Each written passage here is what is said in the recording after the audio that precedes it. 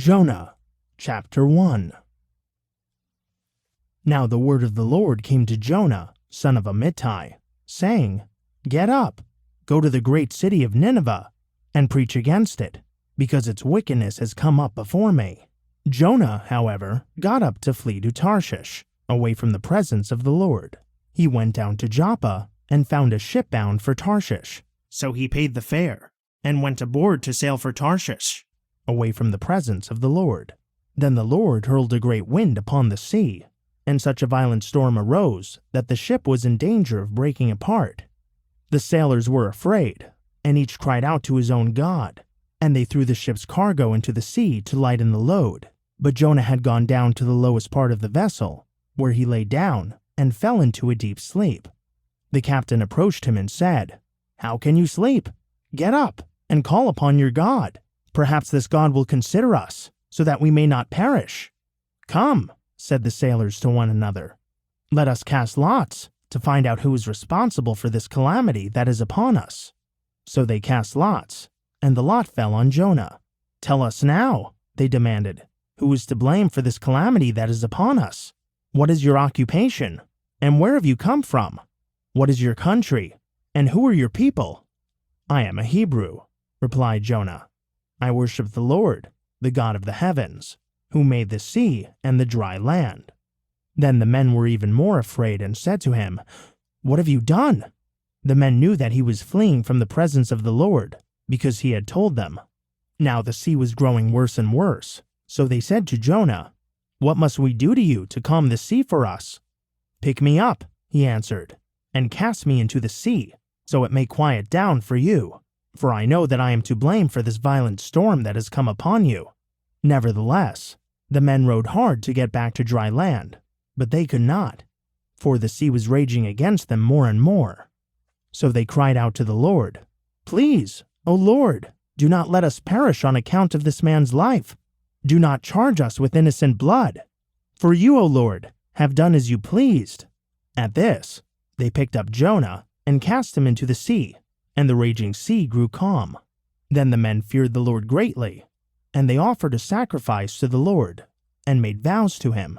Now the Lord had appointed a great fish to swallow Jonah, and Jonah spent 3 days and 3 nights in the belly of the fish. Jonah, chapter 2. From inside the fish, Jonah prayed to the Lord his God, saying, In my distress I called to the Lord, and he answered me.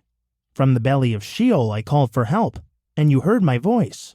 For you cast me into the deep, into the heart of the seas, and the currents swirled about me. All your breakers and waves swept over me. At this I said, I have been banished from your sight, yet I will look once more toward your holy temple. The waters engulfed me to take my life.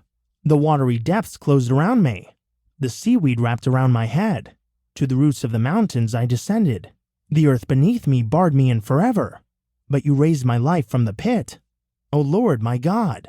As my life was fading away, I remembered the Lord. My prayer went up to you, to your holy temple. Those who cling to worthless idols forsake his loving devotion. But I, with the voice of thanksgiving, will sacrifice to you. I will fulfill what I have vowed. Salvation is from the Lord. And the Lord commanded the fish, and it vomited Jonah onto dry land. Jonah, chapter 3. Then the word of the Lord came to Jonah a second time. Get up, go to the great city of Nineveh, and proclaim to it the message that I give you. This time Jonah got up and went to Nineveh, in accordance with the word of the Lord. Now Nineveh was an exceedingly great city, requiring a 3-day journey. On the first day of his journey, Jonah set out into the city and proclaimed, 40 more days, and Nineveh will be overturned. And the Ninevites believed God. They proclaimed a fast and dressed in sackcloth, from the greatest of them to the least.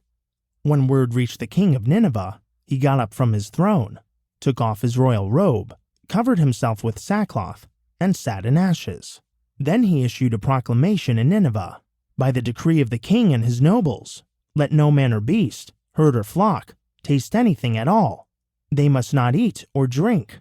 Furthermore, let both man and beast be covered with sackcloth, and have everyone call out earnestly to God.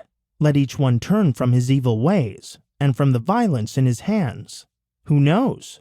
God may turn and relent. He may turn from his fierce anger, so that we will not perish." When God saw their actions, that they had turned from their evil ways, he relented from the disaster he had threatened to bring upon them. Jonah, chapter 4. Jonah, however, was greatly displeased, and he became angry. So he prayed to the Lord, saying, "O Lord, is this not what I said while I was still in my own country? This is why I was so quick to flee toward Tarshish.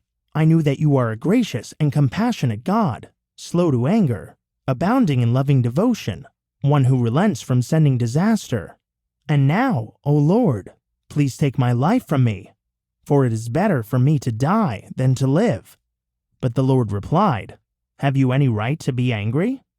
Then Jonah left the city and sat down east of it, where he made himself a shelter, and sat in its shade to see what would happen to the city.